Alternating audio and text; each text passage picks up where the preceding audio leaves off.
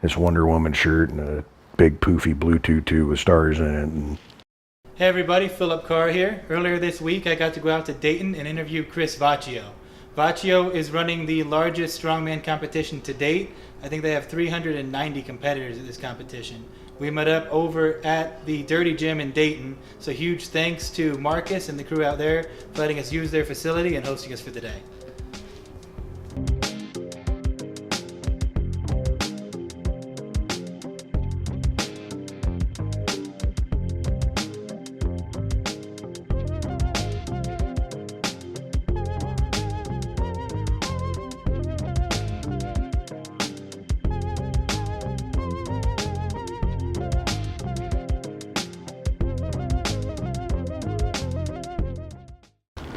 So, looked up Vachio, Sicilian for old or prematurely gray.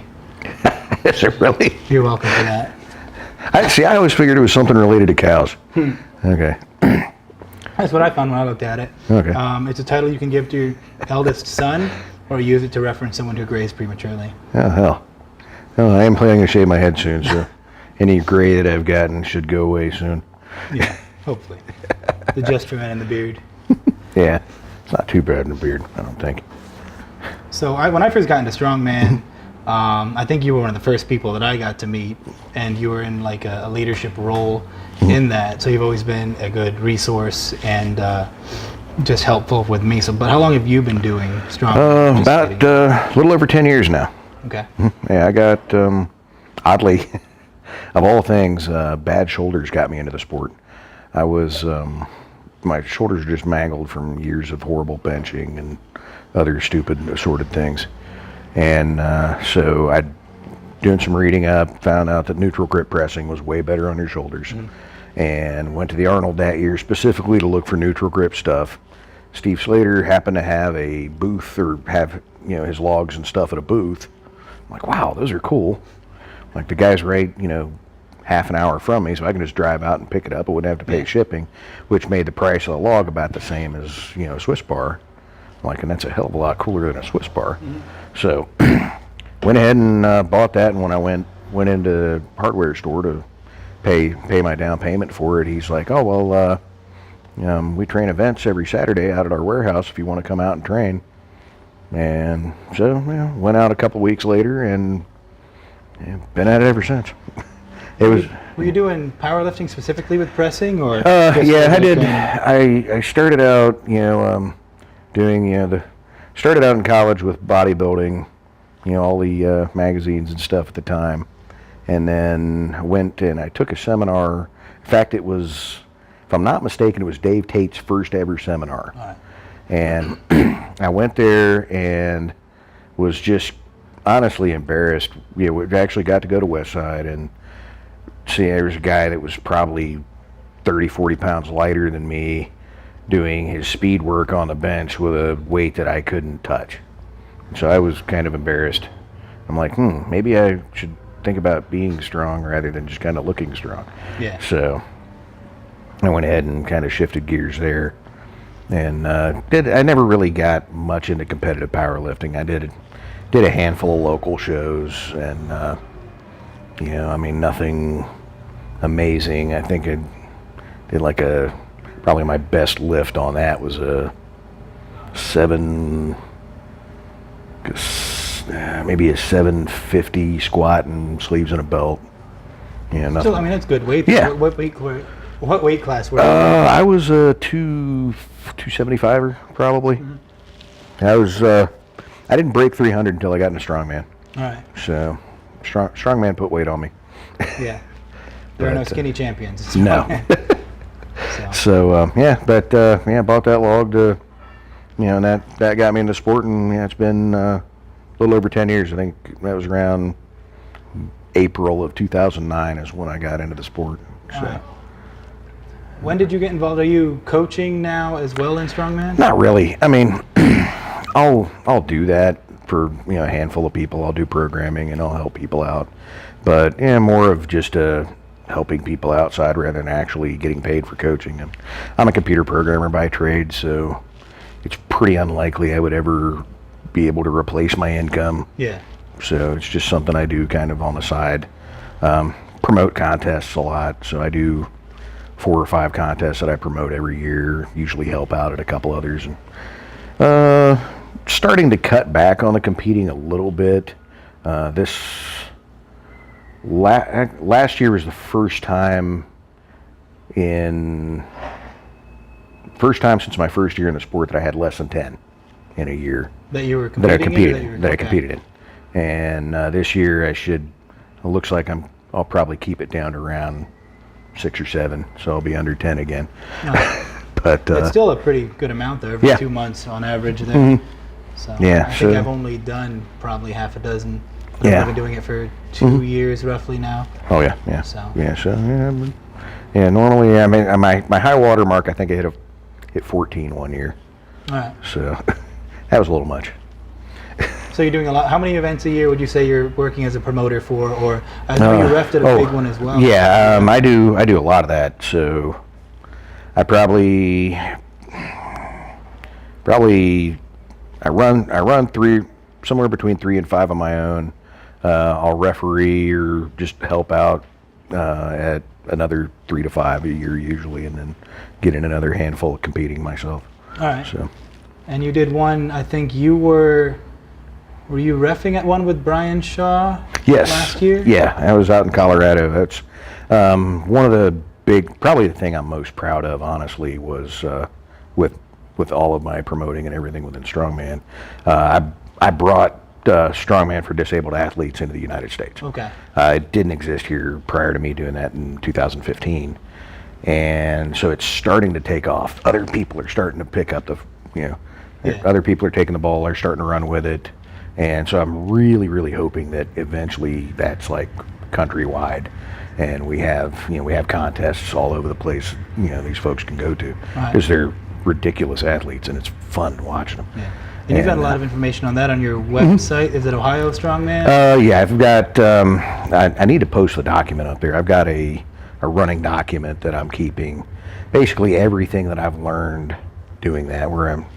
Because it's such a young aspect of the sport, and there's so many different things to consider, and so I'm pretty much winging it, to be honest. I've taken what I can learn from Magnus for Magnuson and the guys like that have been running it out in Iceland for a long time.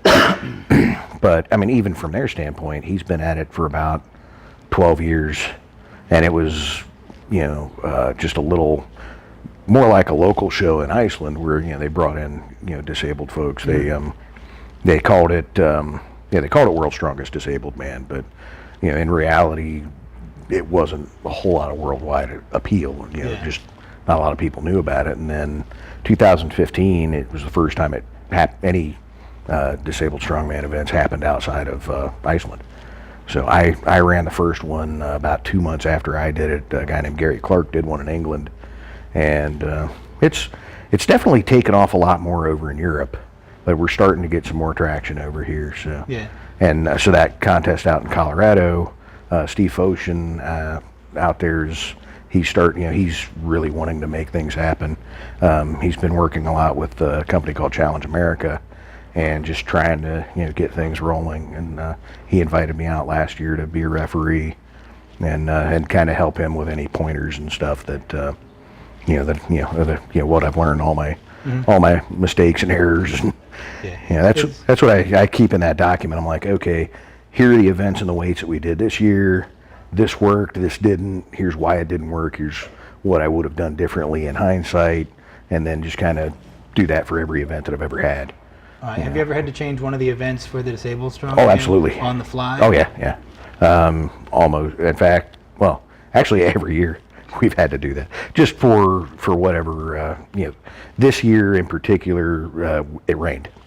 And so we were going to have a truck pull outside. Well, can't really do a truck pull outside in the rain. I mean, able-bodied athletes, I'd probably go ahead and do it. Okay, people that are missing a leg with a prosthetic limb, I don't want them slipping and sliding around. Yeah. It's just, I'm a dick, but I'm not that big of a dick. So I didn't want to put them at undue risk. So we went inside and modified it there, and we loaded up a sled with as much weight as we could pile on it, and had them. We piled a pretty good weight on it, and had most of them do arm over arm, but then we had 2 athletes that only had 1 arm, and making them do an arm over arm pull would kind of suck. So we went ahead and so we just went ahead and threw as much weight as we could pile on it, and actually grabbed one of our open competitors and sat him on top. So, and then put him in a harness and had him pull it forward. So it worked out pretty well. That's cool. But yeah, that's one thing with strongman for athletes with disabilities. I mean, even more so than just strongman in general, you've got to be really flexible. Yeah. Because stuff happens, and it's guys they'll sit there and they'll try things out, and they're like, look, we can't do that. That's just, it's not workable the way that's set up. So okay, let's try this. Okay, that works. All right, that's the event now. Let's roll with it. And so. How many events did you have with that? It was Colorado, you said? Yeah, that was. Competitors there. There were only had a handful. He didn't have enough lead time really. We still got. I think we got 4 or 5 guys out there for that one, which is a pretty decent number. Yeah. And hopefully this year he's going to get a lot more out there, and I think it'll grow. They're out in. Why am I drawing a blank on the name of the city? Kind of the big skiing place in Colorado. Not sure offhand. No. I got it too. Yeah, it's killing me. But yeah, so is that where the but it's out. Yeah. So I'm planning on going out there again this year. So that'll be fun. Steve. Steve's really he's really into it. He's really he's very big on that side of the sport. He really wants to grow it and make things happen. So. What's the time frame on that? When's that one? That'll be in August sometime. I think second week in August. All right. And then you've got U.S. Strongman Nationals this weekend. Yeah, that's just a couple of days away. So that is officially the largest strongman competition in history. All right. We actually shattered the old record from last year. How many do you have competing this year? Competing, I won't know for sure until Saturday or Friday after weigh-ins, but we had 472 people register. And how many competed last year? Last year we had 391 signed up, and I think 330 the day of the competition. So we'll have over 400 at a minimum, and it's so we're gonna have 8 lanes running and lots of things. We're gonna make sure we move things along. That's been one entertaining bit was people, the peanut gallery out there commenting about, it's going to take forever. You guys are going to be there till midnight. No, we're not. Yeah. Are there any special considerations you needed to take into consideration with a competition that size? Oh yeah. I mean, you've got you really the events a lot. We pick those a lot where basically that they can move through quickly, that we don't have to do a lot of resetting, or if we can figure out ways of resetting quickly. And so you don't want a really complicated event. You don't want a ton of weight changes. That's the other thing, is organizing the athletes to where mostly we don't have, like our busiest lane as far as weight changes go, we have 2 changes. So we're not going to be swapping weights in and out. A max event at with this many athletes would be ridiculous. That would probably run for 8 hours on its own. So that was kind of there's a lot of stuff that went into that, like, okay, how are we going to reset this? So we did a lot of thinking ahead of time to make sure, okay, we can run through this pretty quickly. This event's pretty good and quick. This event might not be that quick, but we can do this to make it work out. Like the biggest one that I'm concerned about is we've got a carry and drag medley, and so the athletes have to carry one sandbag 50 feet, drop it in a sled, run back, grab another one, carry that one 50 feet, drop it in the sled, and then drag the whole thing back 50 feet. And there are going to be quite a number of people who will not get through both sandbags, and there will be a number of people who make it through both sandbags and then die on the hopefully not actually die, but metaphorically die on the drag portion. So that's one where I'm like, okay, what can we do to make sure that we can reset everything? So I've got a cart for every lane, and big, heavy duty, ridiculous cart that'll hold a couple thousand pounds on each cart and still roll easily. All right. And so basically each lane, okay, toss the bags on there, take them back to the start line, drag the sled the other way, reset, done. Make it nice and quick, because I've been at contests where they had sandbags, and the staff, oh my God, the staff, I felt so bad for those people, because they're carrying the sandbags back to the starting lines over and over and over again. And it's not so bad the first couple of times, but 30, 40 athletes in, and they're resetting all these over and over again. Yeah, and they'd have to do it for all Yes. 400 and... Yeah, so for 400 and some odd competitors, that would suck, and suck badly. Oh, yeah.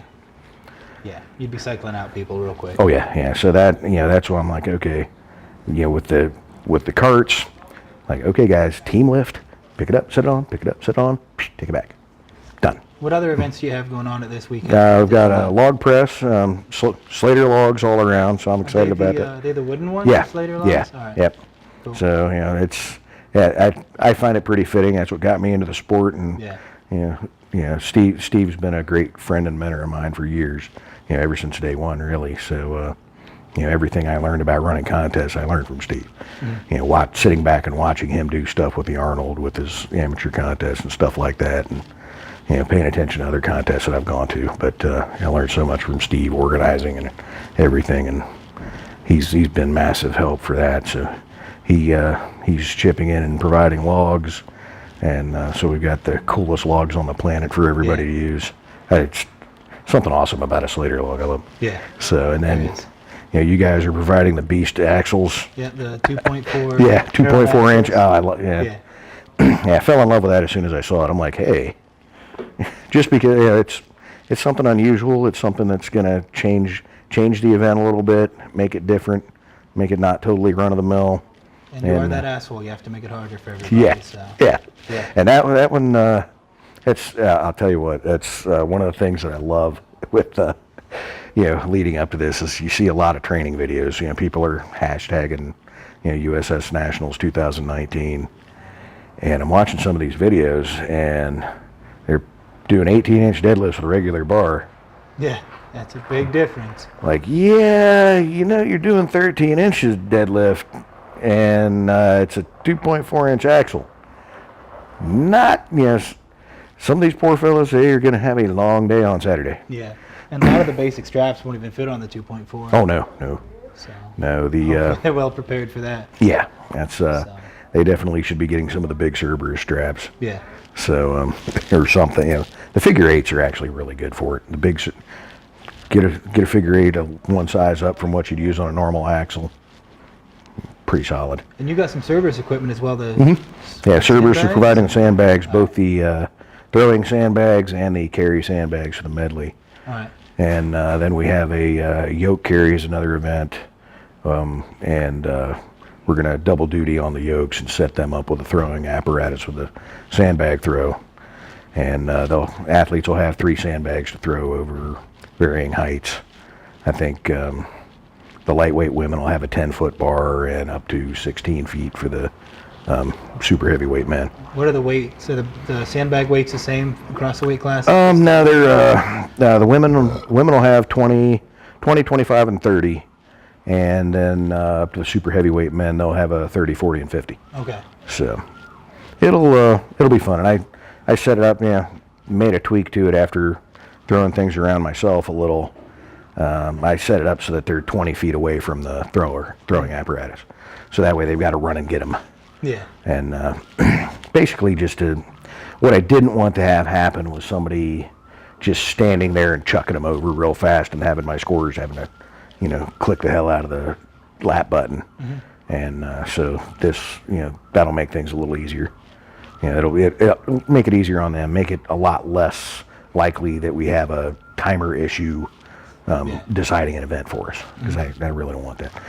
Yeah. So I always like to tell when I get my powerlifters specifically into strongman, because we train as strength athletes is what I tell them, and I like the aspect that Strongman incorporates a lot more of that cardio aspect with the runs and the carries. Oh, yeah. And Yeah. it's a lot more than just, I'm strong enough to lift this. Can you pick it up, run with it, Right. throw it, and then run back? Yeah, that's always that that sandbag aspect to it. medley. I'm looking forward to that one. That one's going to be that one will be fun. I think the lightweight women have a 132 bag and a 176 pound bag that they've got to carry, and then of course drag it all back. And then the super heavyweight men have a pair of 300 pound bags that they've got to lug down there. And that one's gonna, honestly, that event in my mind is gonna be the separator event. Yeah. That's gonna be where the people that finish on the podium are gonna make it to the podium, is doing well at that event. Do you have any athletes in mind specifically that you might be watching a little more closely for podium finishes? Yeah, we've really got some really good guys in there. The Sue Metcalf is one. She's in the Masters 165 class, and she's a ridiculous athlete. We've got Laura Anderson. I think she's in the Women's Open 148. She's super solid all the way around. Christina Bangma from out in Indiana. She's a hell of an athlete. I think she's going 165, if I recall. She might only be going 148. So. And she won the Arnold last Yeah, year. she won. Yeah, the year prior she was on a tear. She won the World's Strongest Women at Original Strongest Games for the lightweights. All right. She won the Arnold. She won United States Strongman Nationals. She won the Women's Pro Worlds, and she pretty much won every major women's contest. Over a 2-year span. She lost her title on World's Strongest Woman lightweight this year to Rihanna Lovelace from England. All right. Who's just Rihanna's probably the best deadlifter on the planet, pound for pound. She pulled a 550, I want to say 550 or 560 at a 123 body weight, I think, or 130 body weight. I mean, ridiculous. I mean, she's just, probably the best deadlifter on the planet, to be honest. And she edged out Christina this year for the win. And honestly, the way Rihanna looked, I don't think anybody was going to beat her. She just looked unstoppable. But Christina is a damn good athlete. It'll be fun to watch her. On the men's side, we've got some really, the men's heavyweight class has got some really interesting battles in it coming forward. We've got Zach Gallman is making his return to strongman, or the higher levels of strongman, much lighter than he was. He was up in the high 300s there for a while. I don't know about high 300s, but he's probably chugging around 330ish, 320ish, and he's trimmed down. He's in the 242 class. And he's going to be hard to beat. He's going to be super, super tough. In the 275 men's area, which is also part of the heavyweight class overall, we've got Anthony Deal from down in Kentucky, and he's just an across-the-board, ridiculously good athlete. So that's all the events, right? We talked about the, and the then sled, sandbag, medley. Yeah, and then, Is there a yoke? Yes, there's a yoke, and that's because I hate everyone. I've got wasn't content to do a traditional, like, just straight shot yoke of 60 feet. Made it 60 feet up and 60 feet back. So, Because after they finish it, you don't have to reset it. Yes. See? Yes, that's part of it. That was part of it. And then just, it's that was another one where I didn't want it being just a straight up drag race. The fastest and the best people are still going to win. Mm-hmm. But I wanted to make it just a little bit tougher. Add another element to it. And that's another one where I see a lot of people. They're training like just 50-foot runs or something. Like, y'all realize you got to pick it back up after 60 feet and take it back, right? Yeah. So. And what's the heaviest weight you'll see on the yoke for I think 805. Okay. For the super heavies. So. I think I could do it, but I'd be slow. Yeah, that's what. I mean, it's. So. Yeah, I mean, I know, like, if I were in my, master's group, I think I've got them like around 720, something like that. And it's like, I wouldn't finish it fast. I'd finish it. Yeah. But Yeah. I wouldn't be setting any land speed records, that's for sure. Nope. And what's the time limit on that? 60 seconds. So yeah, that's 20 feet with a turn. yeah, Yeah. and that's I've had a few people who trained it, as they're supposed to, and a couple of them have come up to me like, felt great for the first 60 feet. Then I picked it back up. Didn't feel great anymore. So yeah, that's what I want to make everything a really good, solid, all-around test. Yeah. So make it just generally kind of awful. You obviously put a lot of thought into the events to be able to make them move fluidly with as many people. Right. Aside from that, what do you think what was the hardest part of planning the whole event? At least getting it set up even. Arranging everything, really. I mean, and dealing with all the different entities that you have to deal with. So little things like the hotels. One of the hotels was supposed to comp me some rooms. However, they didn't mention that the comped rooms had to come out of the block. So I'm thinking I've got to wait until the block's filled to tell them, okay, I want these comped rooms. Yeah, well, I end up losing like 6 comp nights that I was going to use for volunteers because I find out that I don't have any rooms left in the block. Waited to get my comp stuff in. That would have been good to know ahead of time. I would have gone ahead and booked the rooms and then comped them later. But they left that important bit out. Another one, where I booked all my volunteers or most of the volunteers, they screwed up their reporting and gave me a couple of minor heart attacks. Because I'm like, okay, I booked 7 rooms and then I went and added 2 more, and this list you sent me has 6 rooms on it. I kind of need those other rooms. What's going on? And going back and forth with them, and another one came back. I had some minor issue with all 3 hotels I worked with. Another one came back and said, hey, I don't have a signed copy of your agreement with us. I'm like, I faxed that to you like a year ago, and I've got an email from you saying you got it. Forwarded the email. Here's your email, but I guess I can fax you another copy if you want. But yeah. How many total volunteers do you have for the week? I've got about one day, right? What's that? It's just the one. Just day? one day. I mean, we're doing a lot of setup and of course WANs and stuff on Friday. All totaled, I've got about 55. All right. So might have a few more.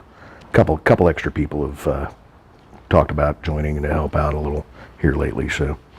But managing that, making sure we have all that. I've had to replace 2 of the judges because of, different things coming up. Actually 3. 3 of the judges were, that I originally had slated. They had stuff come up, be it work, be it, whatever. And so, having to juggle that. And then just, coordinating, as far as dealing with folks. So I had a guy all along lined up who was going to provide most of the weights, and then last minute decided he wasn't going to. So now I'm working to make sure I have enough weights to be able to run the contest. Yeah. So, leaning on several people all around just to, let's round up, what we can. And it's still gonna, it'll still come off, but it's just one of those like. Yeah, last minute's never fun. Yeah. To be having it over. And then just handing out awards. And then with so many people, everything's so expensive. I mean, my food bill, just the food. For you. Is around $34,000 to make sure we're having everybody fed, and that's just the banquet. Mm-hmm. That's not so $34,000 to make sure everybody gets fed at the end of the day when we're doing the awards. That's not counting the venue rental or anything else. Mm-hmm. That's just the food. And then, everything, the badges, when you've got 400 some odd people, it's like, oh, you look at it, oh, yeah, $3, that's not too bad, but then, oh yeah, but times 472, oh yeah, now it's $1,500. Mm-hmm. And that's, so many things like that, all the different stuff for the lanes, you've got 8 lanes, so, oh yeah, that's not too bad, $20, oh wait, we need 8 of them, or we need 16, or we need 20, and, oh yeah, that's not cheap anymore, so that's been, a lot of nickel and diming of expenses, and then of course just having to. The other thing is stuff not being available. So it's like, okay, well I need eight of these, and I find a good price for them, and I'll go out and I look and we have 6 in stock. Oh, that's not going to do me any good because I need 8. So yeah, there's lots of minor. There's so many moving parts to it. And then, do you have awards already set up for that? Are you doing normal medallions? Or No, actually, I've got some really cool. Steve Slater again came. He and I talked about it, and he said he could do them. So we've got miniature logs. Okay. So they're about 2.5 feet long and about 4 inches diameter, and nice big solid. Made like a regular log. They've got the rope wrapping and little handles in them, and that's cool. So, and then we're just going to put placards on all of them, and so that's that's one of the things. I have a weird, you can almost call it a fetish, as far as I love giving out cool stuff at contests. Yeah. I spend probably far more time than anybody reasonably should finding neat stuff to give out, and it just I have a blast seeing the looks on people's faces when they get this really cool award, and so these are among the coolest things I've ever given out. I'm really pumped. Yeah, so sound cool. Yeah, because I subscribe to a bunch of different catalogs and mailing lists and stuff like that for. I've got weaponry places where oh hey, that battle axe would look great. What contest do I have coming? It's just stuff like that. Other various sculptures and crazy stuff, and so every now and then I'll do custom things like this and for bigger shows, and I just love giving out stuff like that. Yeah. It's fun. So yeah, these awards are cool. I honestly do think these are like among the coolest things I've ever given out. Do they have little handles in them still too? Mm-hmm. Yeah. I mean, he even went down to that level of detail in them. Yeah. Which I was like, dude, you don't have to go quite that. He's like, nah, I like to put the finishing touches. Like, that's Steve's kind of an artist that way. I mean, he's really attention to detail, and the attention to detail and super very ton of pride in his work. Mm-hmm. Takes and that's it shows in the big logs that he makes and anything else that he does. So so we had 93 miniature logs to hand out for all 31 classes that we're contesting. So. And what's your plan after this competition? Do you have another one that's coming up before the August or September one? Or I'm actually I'm running. The next one that I'm running is at the end of July, but I'm competing in Australia the following weekend. So, like a week. Yeah. So I actually the rest of my week consists of running the largest strongman competition in history, and then the Monday after that, Monday immediately after, I'm hopping on a plane going to Australia and then competing that weekend. So, that'll be a good week, though. Yeah, I think so. I mean, I've always wanted to compete internationally. Ever since I got in the sport, that's always been kind of a bucket list item. Yeah. And so everything worked for me to be able to do that this time. So, like, all right, go out to Australia. Daughter's coming out with me, so she's actually staying on for like another week afterwards. But so I'll have a travel buddy at least. There you go. So, first time going to Australia. Yeah, right? yeah. Never been to Australia. Okay. So cool. Jealous. So. Yeah, I've always wanted. I mean, that's the other thing too. I mean, I always wanted to compete internationally. I've always wanted to go to Australia. Mm-hmm. It works out then. So you also run or guest post on a blog for Starting Strongman? Yeah, I do some guest posts up there. Had a regular article there for a while with that I'd post on United States Strongman too, my kilted wisdom, so I could resurrect. And I've been thinking about resurrecting that one. It's a little I don't know how it's a little I don't know, less safe than might be allowable on Starting Strongman. I kind of go off the rails a little bit on that one. Okay. But yeah, I have a lot of fun with it. But for someone that's getting started in the sport, would you say that your blog or Starting Strongman in general would be a good resource? Yeah, starting Strongman's actually a really excellent resource. Kel Beck's done a hell of a job on that. Okay. It's a good, for somebody getting started in the sport. It's a good starting point, particularly his website. The Facebook page, their Facebook group is of marginal usefulness, just because you have too many dildos in there giving really bad advice. Yeah. And they kind of drown out the people that actually have good advice. But I mean, as far as the articles and stuff that Cale has out on the main website, really good. His articles and videos are excellent, Bug. And they were they do a good job of getting people introduced to proper techniques, where they can find stuff to buy, where they can find things to train. And so yeah, I think it's a good resource. Yeah. Yeah, it's makes things a lot easier to find than what they used to be. I mean, it's a big step up from the old Mirande Muscle days.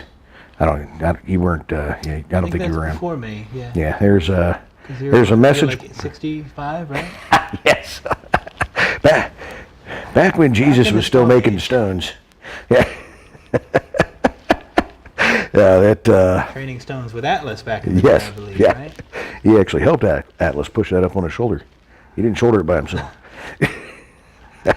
But no, that was back in the, I guess, early 2000s, mid 2000s. Cali Mirande had that, and it was, it went along pretty well. It was. It was just more of a bulletin board format. Mm-hmm. I mean, in the pre-Facebook days, really, or before Facebook really took off. So it's Starting Strongman. His overall website's excellent. All right. So every now and then, I mean, I'll send him stuff periodically. He's like, Chris, I can't put that on there.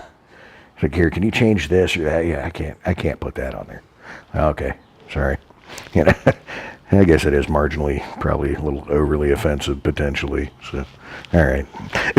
And then you've got a lot of resources on your site as well. The one you. Yeah, trying to get that one going a little bit better. I've got OhioStrongman.org, and I'm trying to clean that up. I have not been good about that, which is double sad because I work in IT for a living. And your profile picture on there on your About You, I think you're about 10 years younger as well. So. Yeah, the one I have on there is from back when I was first in the sport. I think anything else we missed? Anything you want to mention about the competition? No, it's gonna be a fun time. In general. Come on out, and I mean, if you're in the Columbus area, come out and $10 spectator fee, and it's gonna be fine entertainment. Gonna be a lot of awesome lifting done, and people are competing for some big opportunities. The women are competing for spots at Pro Women's Worlds. We've got a spot at the Arnold Spain for our super heavyweight overall winner in the men's, and we've got a lot of Strongman Champion League spots and things like that. We're giving out some travel money to them as well to help them get there. So for the people that are in those spots, so it's going to be some hot and heavy competition. It's going to be fun to watch. Yeah. Going to be a lot of crazy lifts done. So. Yeah. I'm excited for it. So yeah, I am. I'm looking forward to it. But,